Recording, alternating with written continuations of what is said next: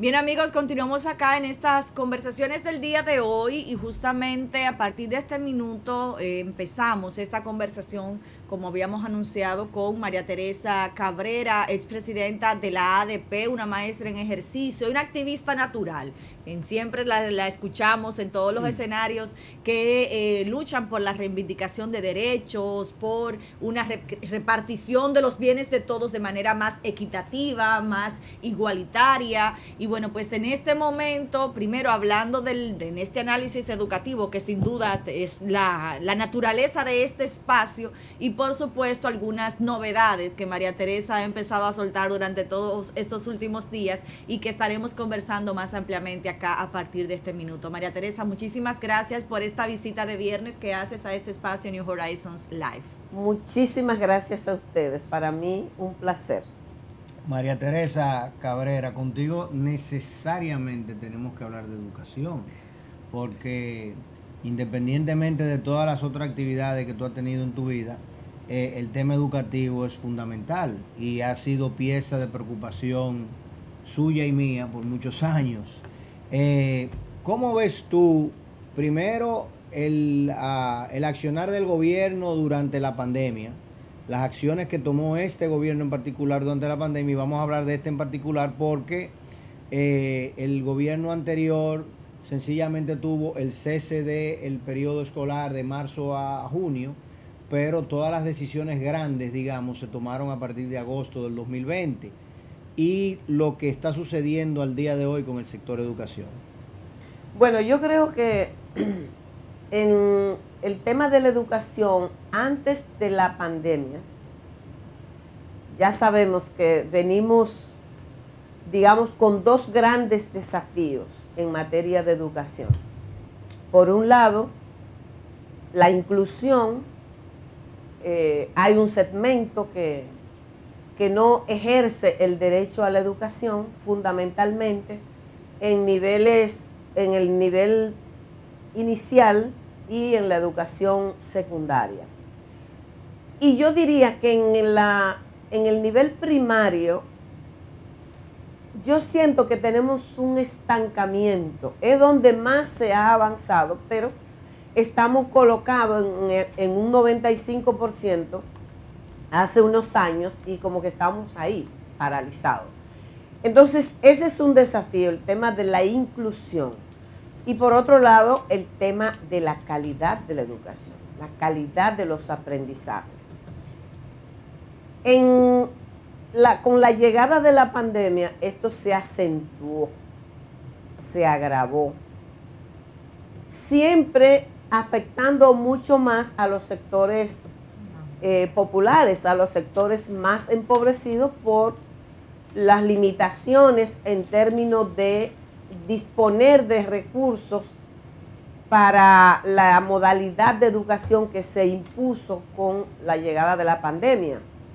La decisión de las autoridades de apelar a una modalidad, digamos, combinada de educación a distancia, utilizando la radio, la televisión y el internet, donde era posible hacerlo. Yo creo, primero parto de reconocer una intención, un esfuerzo por conseguir que no se paralizara definitivamente todo el sistema educativo, la actividad educativa.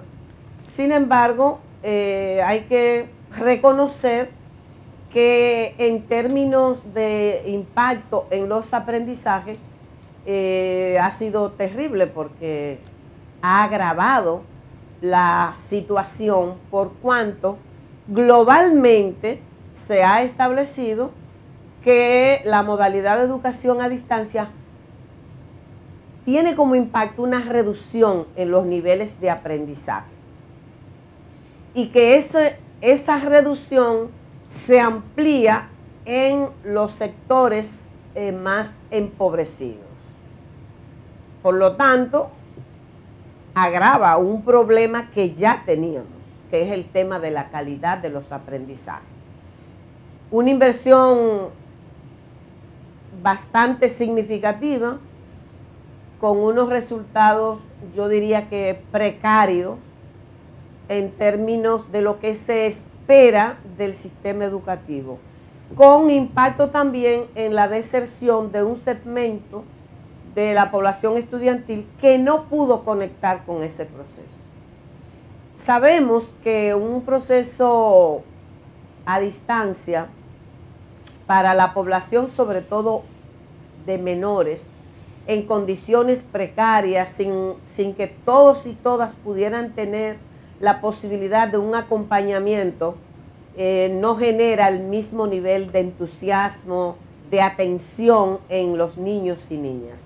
En ese sentido, yo creo que hay unos desafíos que se profundizan, se amplían, procurar reincorporar lo que no pudieron conectarse y desertaron, resolver el tema de la reducción en la calidad de los aprendizajes, una situación, reitero, que se produce en un sistema educativo que arrastra desde hace mucho tiempo el desafío de la calidad de los aprendizajes.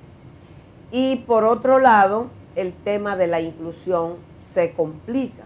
¿Por qué? Porque de lo que estaban dentro del sistema, una parte desertaron por diferentes razones en medio de la pandemia. Yo creo que ha habido un esfuerzo por reincorporar. Conozco de iniciativa de los profesores y la profesora haciendo visitas domiciliarias, averiguando qué pasó con el niño o la niña que no regresó, pero hay un desafío planteado ahí.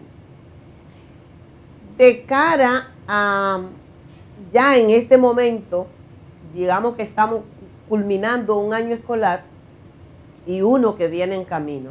Yo creo que hay importantes desafíos de continuidad, de asumir que las políticas públicas, sobre todo aquellas políticas públicas que comprometen a todos y a todas, deberían tener continuidad. Yo siento que después que se firmó el Pacto Educativo, aquel 1 de abril del 2014, ese pacto debiera ser como el horizonte para el desempeño, el accionar del sistema educativo. Y una siente que sin que se haya evaluado, sin que se haya dicho, bueno, del pacto educativo hemos cumplido con esto y aquello, está pendiente esto y aquello, y esto ya no tiene sentido para cambiar. O sea, si tú vas a introducir un nuevo plan, tú tienes que decir, dar cuenta de aquel que suscribió todo el mundo. Y eso no ha pasado. Yo siento que así se desperdician recursos, tiempo, y nos pasamos patinando con el tema de la educación y no damos la respuesta que hay que dar a esos dos componentes centrales, de lo que se derivan muchas otras cosas, pero que son como los dos ejes que recogen los grandes desafíos del sistema educativo dominicano. Pero María Teresa, es que tal y como tú dices, esa es una tradición. O sea, yo recuerdo perfectamente cómo Milagros Ortiz Bosch, en su calidad de secretaria de Educación en aquel momento, no tenían el deseo, los secretarios, de quererse llamar ministros. Después fue que, ¿verdad?, había que, eso era un nombre más pomposo, entonces cambiaron de secretarías a ministerios para llamarle ministros a los fulanos que lo ocupan. Milagros Ortiz Bosch fue la primera que violó eso, porque cuando ella estuvo al frente de educación, estábamos en medio de un plan decenal, y ella vino y lo cambió y dijo, no, tenemos que hacer algo nuevo, tenemos que hacer algo diferente, yo tengo que tener mi propio plan decenal. Y se gastaron muchísimos recursos en armar un mamotreto de plan a 10 años que en definitiva nadie le hizo caso. Y tan pronto el PLD volvió al poder en el año 2004, tampoco le hizo caso a aquello que Milagros dejó allí y se reinició de cero otra vez. Entonces, ciertamente el esfuerzo de conjugar a todo el mundo y reunir a todo el mundo para que todo el mundo defina, se queda en eso, se queda en un esfuerzo. Mira, esta es la fecha que al día de hoy, ya vamos para el tercer año de este gobierno, no hay una propuesta curricular distinta. exacto, y se habla de un nuevo modelo. Y ahí es que tiene que arrancar todo. Si tú no me inicias, tú me hablas de un nuevo modelo educativo y no me modifica el currículo, you're not doing anything. Tú tienes razón en el sentido de la cultura de la no continuidad en las políticas públicas, aunque quiero decir por justicia que en el caso del plan de desarrollo estratégico de la educación dominicana, que fue el que impulsó doña Milagros, en ese momento correspondía evaluar el plan que culminaba, porque el primer plan decenal era del 1992 al 2002. Entonces correspondía un nuevo plan en ese momento. Evaluar el que terminaba y definir una nueva planificación. Ahora, ese plan se quedó en el libro porque ahí mismo se produjo un cambio de autoridad y vino el plan decenal que convocó el presidente Leonel Fernández y se aprobó el plan decenal 2008-2018. Y ese se quedó engavetado. Pero cuando vino Danilo Medina, estando en curso el 2008-2018, él convocó al pacto educativo, siendo del mismo partido, fíjate, para que veas lo fuerte que es eso. Pero ese es un problema, porque si una sociedad se convoca, reúne todas las fuerzas vivas, discute políticas públicas para un sector tan estratégico como la educación, no importa el partido que venga, esas políticas deberían tener continuidad. Pero eso no pasa en la República Dominicana y ese es un problema.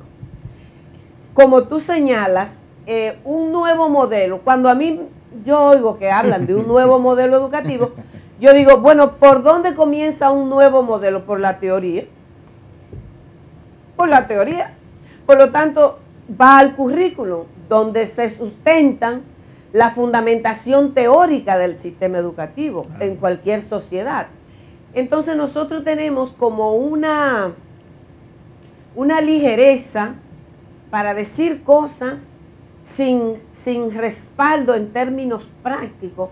A mí me parece que con el tema de la educación, como con otros muchos temas en el país, hace falta una conversación más seria, una conversación que le dé el lugar que tiene el tema de la educación, que entienda efectivamente que las posibilidades de desarrollo de cualquier nación pasan por atender la educación, por darse un sistema educativo que garantice una formación integral, que garantice formar el hombre y la mujer que requiere el mundo de hoy.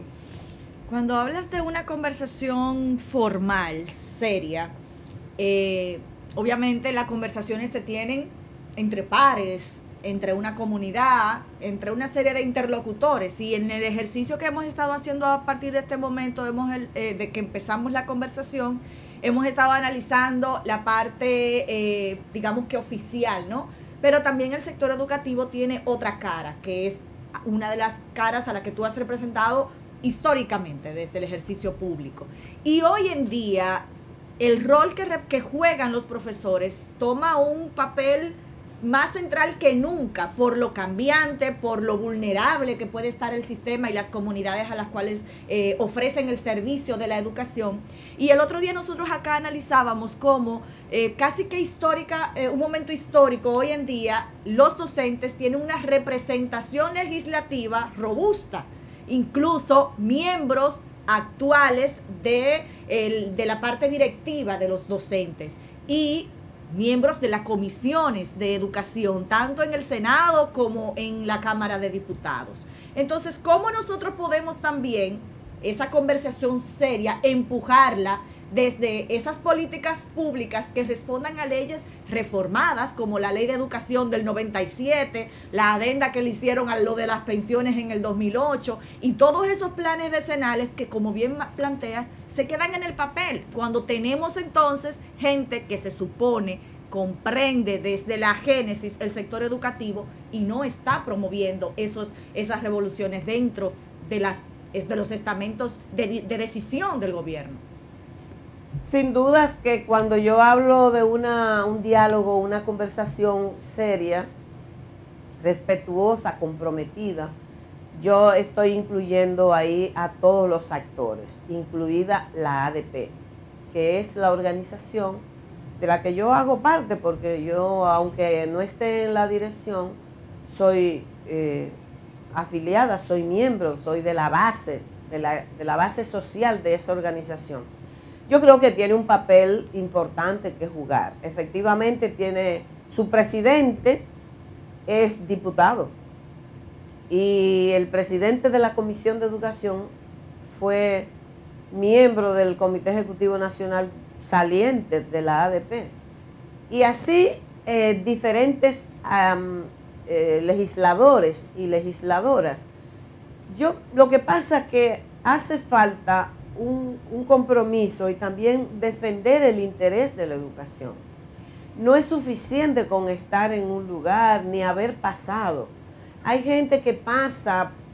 Yo no creo que los problemas de la educación que tenemos no se resuelven por falta de conocimiento. Yo creo que es falta de un compromiso real con una transformación de la educación de la República Dominicana. Yo creo que a veces nos acomodamos. Hay gente que se acomoda y prefiere un maestro o una maestra sumisa que acepte todo en lugar de un maestro, una maestra comprometida, una maestra consciente, con autonomía profesional, que es capaz de decir, mira, yo no estoy de acuerdo con esto, por esto y por aquello, decírselo al ministro, a quien se lo tenga que decir. Pero yo siento que hay como una tendencia a acomodarse, a asumir que los docentes sigamos entendiendo que somos simplemente ejecutores, que no somos capaces de pensar y reflexionar nuestra propia práctica, que no podemos sistematizar, que no tenemos nada que decir cuando se piensa, por ejemplo, en reformar el currículo, en impulsar una reforma. Así no se puede, porque como tú bien señalas, el papel del maestro y la maestra es insustituible. Por lo tanto, su compromiso, su formación, su visión, su postura pedagógica va a ser importante, muy importante, para conseguir cambios significativos en la educación. Entonces yo creo, eso pasa obviamente por mirar el tema de la formación. Yo no creo que las autoridades, todo el que ha pasado por el Ministerio de Educación, no entienda cuál es el perfil de maestro y maestra que necesitamos formar. Yo no creo que lo ignoren. Yo pienso que es que se acomodan. Porque a fin de cuentas queremos seguir sosteniendo una cultura que todo se resuelva con el clientelismo. Y el Ministerio de Educación ha sido asumido por muchos como la instancia para construir base social, para aspiraciones en el terreno político, candidaturas y demás.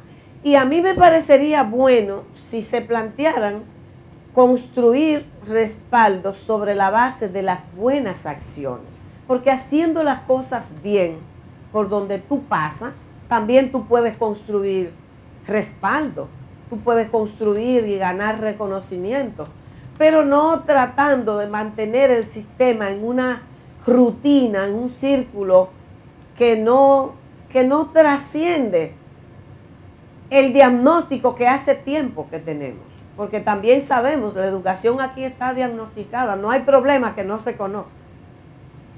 María Teresa, definitivamente el sistema político moldea y presiona al sistema educativo y en definitiva lo subordina, porque todos los que llegan a la posición de dirigir el Ministerio de Educación lo hacen primero por una decisión política. Yo diría que la única en los últimos 20 años que no tenía historia política y llegó a ese ministerio fue Josefina Pimentel, que no era real y efectivamente una activista política de ningún partido, sencillamente era una persona que estaba muy cerca de doña Ligia y de doña Alejandrina, y era una persona, digamos, de confianza del sistema o de lo que ellos estaban tratando de hacer. Quizá por eso no pudo durar demasiados años allí, pero era fundamentalmente una persona, una técnico del Ministerio de Educación, para ponerlo de una forma, porque estuvo allí inclusive todos los años del PRD y demás, y desde cuando Balaguer. Pero en definitiva, todos los que allí llegan por un compromiso político, por una deuda política como el actual, por ejemplo, o porque tienen aspiraciones políticas, tal y como tú definiste.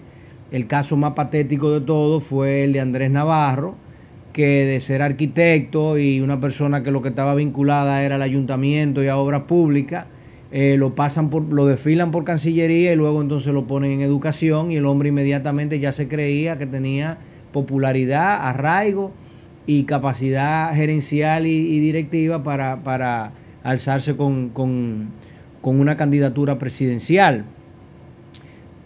Analizar lo que está sucediendo en educación nos tomaría demasiado tiempo, y es un ejercicio que nosotros aquí hacemos, créeme, que casi que todos los días.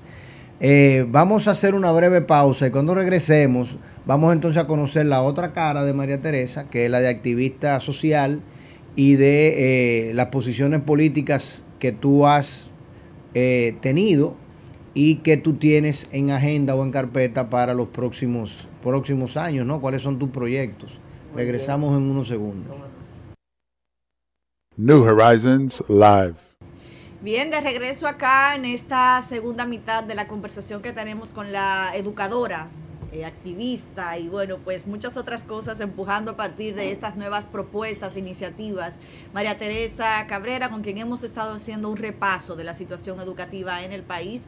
Bueno, y a partir de este momento, señor Garrido, conversamos con María Teresa de los planes futuros, muchas cosas en agenda, empujando también pues nuevas generaciones. Sabemos que María Teresa pues siempre vive rodeada de juventud, de muchachos, de jóvenes que ven en su accionar también pues directrices, si se quiere, ¿no? Educadora en todos los aspectos. María Teresa, cuéntanos entonces cuáles son tus nuevos planes. Hemos visto titulares en las últimas semanas, en los últimos días, de nuevas propuestas políticas que han llegado a tu mesa y que has respondido de forma positiva. Cuéntanos de qué va este nuevo proyecto de una precandidatura presidencial. Parecería que ya estamos más cerca de empujar proyectos para que mujeres lleguen más cerca a la presidencia de la República.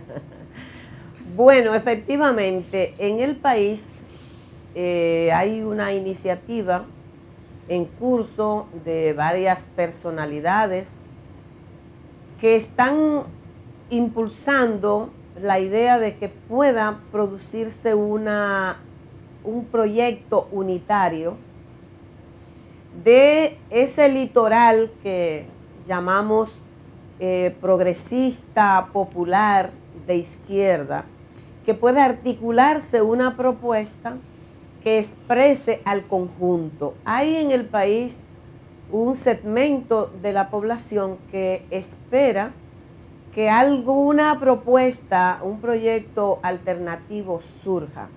Los últimos estudios de opinión que se han hecho confirman ese segmento persistente que espera por algo diferente.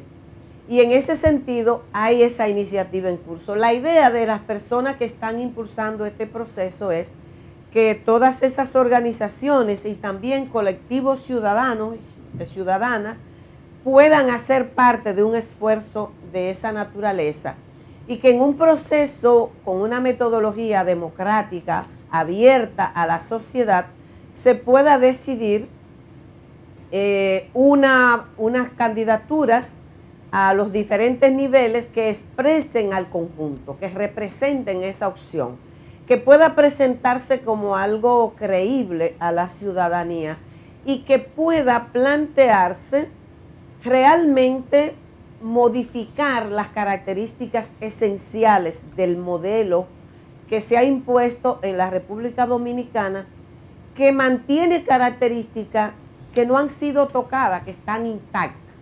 En ese sentido, se produjo un encuentro el domingo en el Club Mauricio Báez, donde se presentó la propuesta a todos los partidos, las organizaciones, movimientos de ese litoral para esa propuesta de unidad. Pensando en ese proceso, entonces un conjunto de ciudadanos y ciudadanas consideraron que María Teresa podía pues, contribuir a animar ese proceso unitario y participar con una propuesta de precandidatura. Y en ese sentido, y considerando que sí es importante dar ese paso, construir ese proyecto unitario que pueda presentarse como una propuesta que la gente pueda observar en ella vocación de convertirse en opción de poder, nosotros creemos que es necesario, que es importante en esta coyuntura y que asumimos entonces el reto de tratar de participar en ese proceso, animarlo y plantearnos ese nuevo reto. Y en ese sentido estamos participando porque también creemos que en el escenario político hay que mostrar no solo el discurso diferente, sino también una práctica diferente. ¿Y qué incluye ese discurso? ¿Cuáles serían esas propuestas de ese proyecto alternativo, si se quiere, como opción para ser elegible como candidato? Yo creo que nosotros tenemos deuda con el proyecto nacional que históricamente se ha postergado. Nosotros tenemos un tema de inclusión. Hay mucha gente que se queda por fuera. Y no puede ser. En la democracia no es así. La democracia se supone que se plantea políticas de inclusión en donde considera a todos y a todas en las políticas públicas. Nosotros tenemos deuda con la protección de derechos fundamentales. Y eso es algo que un proyecto alternativo se tiene que plantear. Fíjate que estamos hablando de demandas esencialmente democráticas. Nada del otro mundo. La justicia social, que no puede ser un discurso, tiene que trascender y materializarse en las prácticas. Tiene que haber una nueva manera de conversar y de dialogar la política.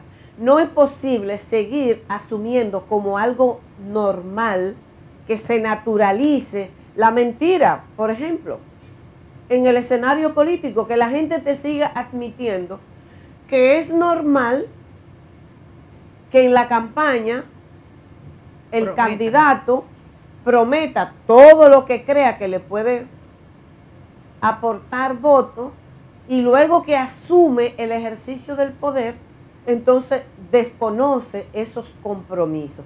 Eso no puede ser admitido como una práctica normal, no la podemos normalizar porque eso es un engaño, eso es una mentira.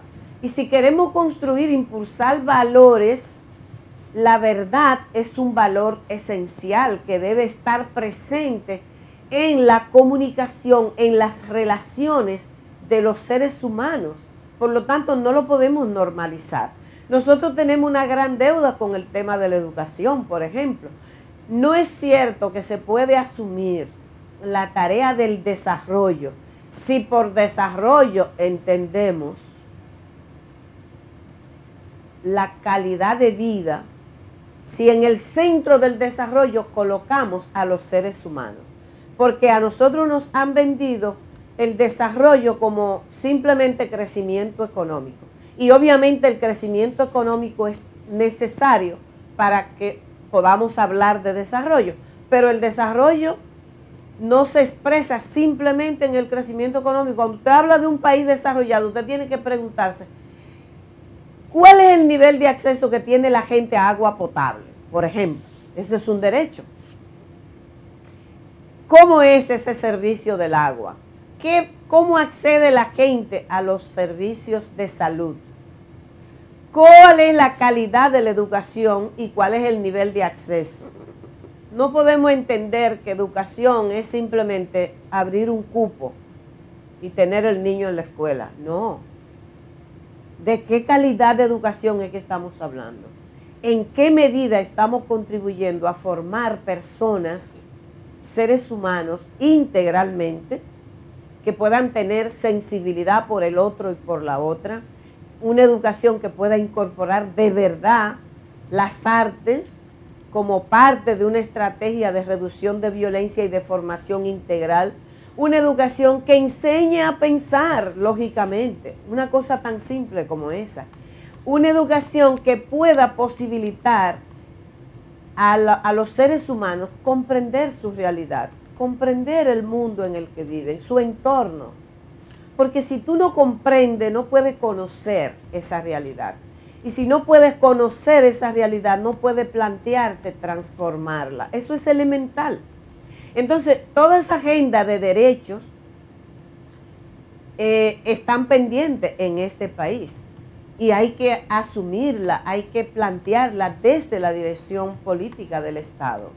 Entonces yo creo que efectivamente, si queremos decirle a la gente que debemos dar un paso al frente, también tenemos que hacer un ejercicio de responsabilidad histórica y por lo menos intentar construir esa opción alternativa que marque la diferencia con relación a lo que hemos criticado, a lo que cuestionamos en el ámbito de la dirección política del Estado, y tenemos que presentar una propuesta. Y en ese sentido queremos participar. Ahora bien, participamos con la conciencia de que lo indispensable no es la propuesta de María Teresa. Lo que es indispensable para construir esa opción es la unidad.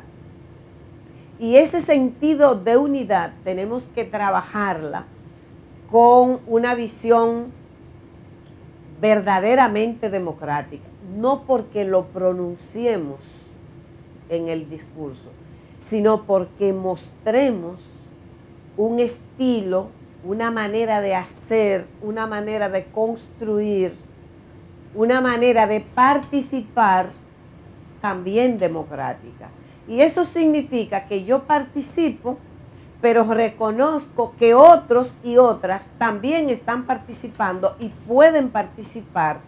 Y que así como yo voy a trabajar para ganar, con la intención de ganar la nominación, otros y otras también van a hacerlo. Y que al final puedo ser yo, pero también puede ser otro.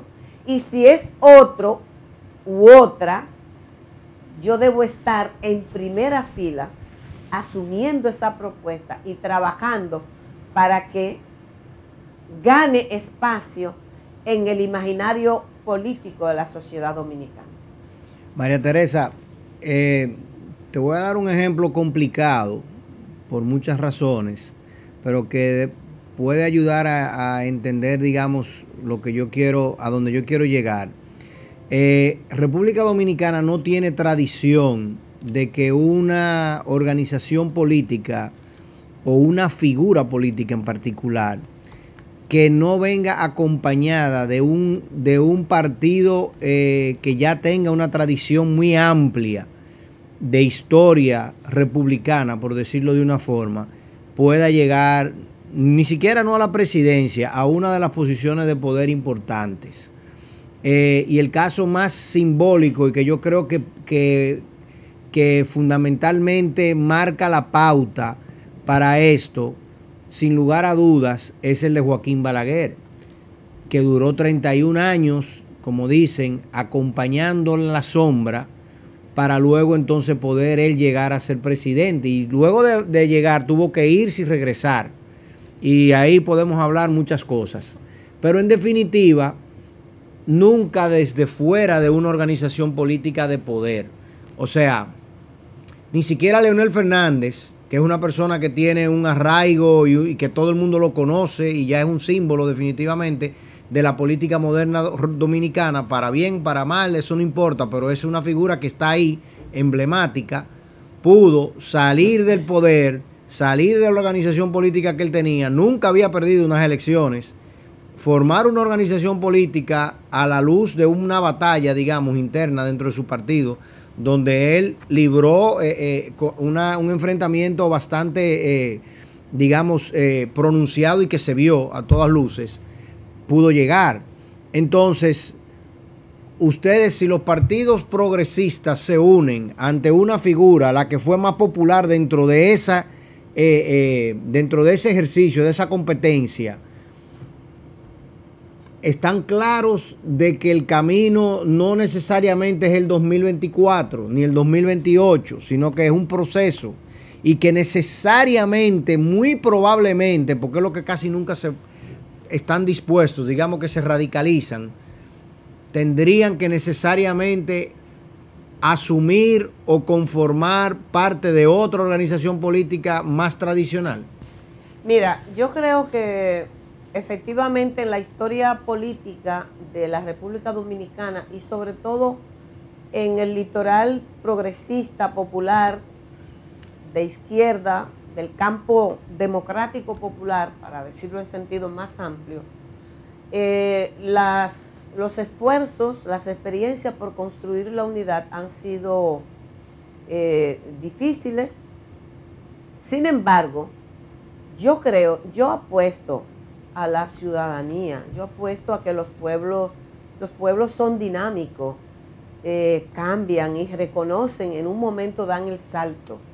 Yo no creo, obviamente, que estamos hablando de producir un salto de la noche a la mañana. Sin embargo, lo que sí está claro, que aquí hay espacio para plantearse una tarea como la que nosotros estamos planteando.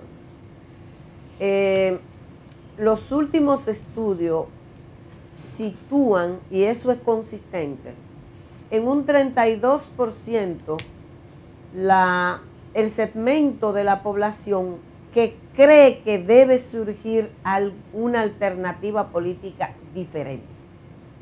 Hay un nicho para trabajar una propuesta como esta. Estamos hablando de construir. Tú no le pones una fecha, tú construyes cada día y participas en un proceso.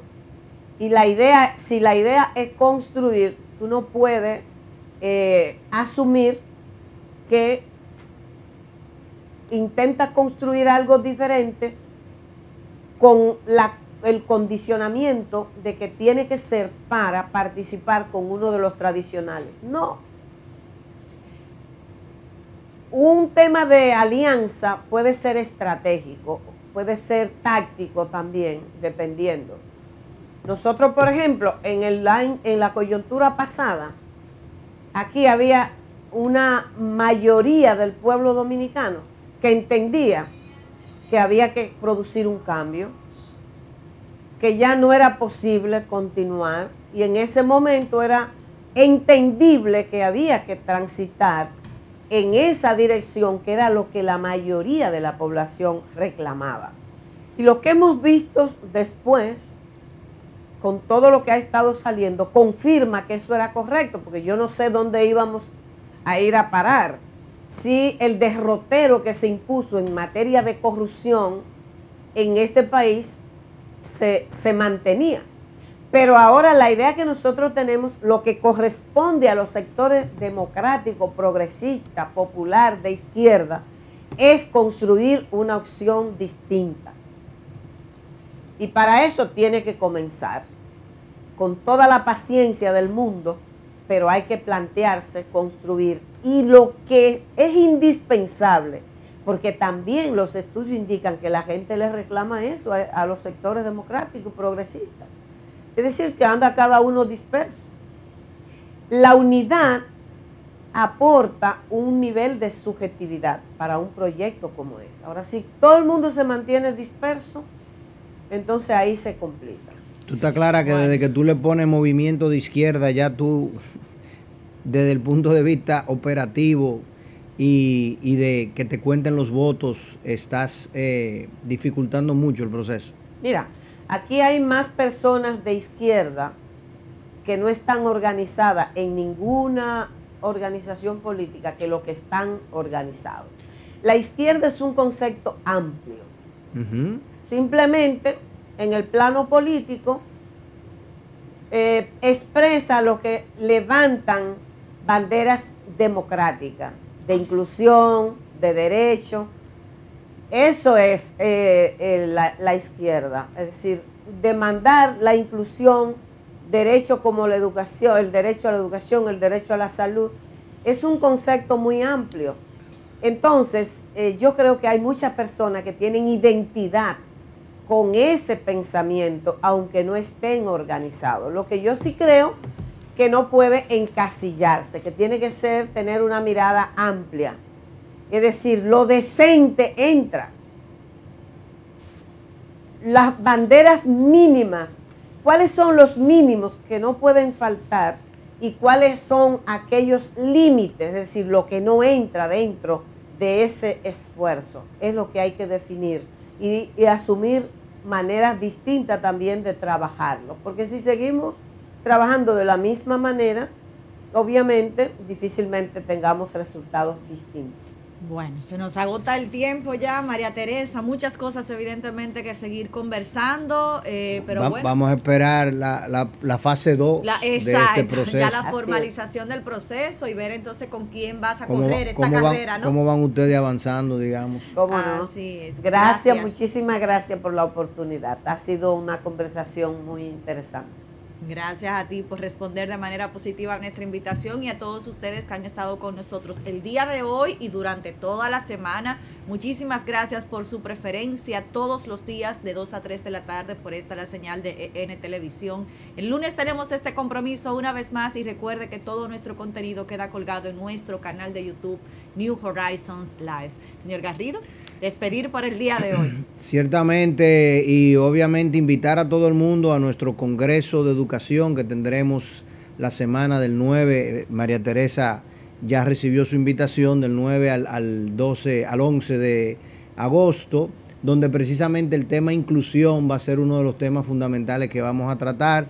Vamos a tener acá al profesor José María Tomé de Argentina, que va, entre otros, a conversar con nosotros y a plantearnos todo lo que tenemos que hacer en términos de reforma y política educativa para en los centros educativos privados y en las escuelas públicas garantizar la inclusión escolar.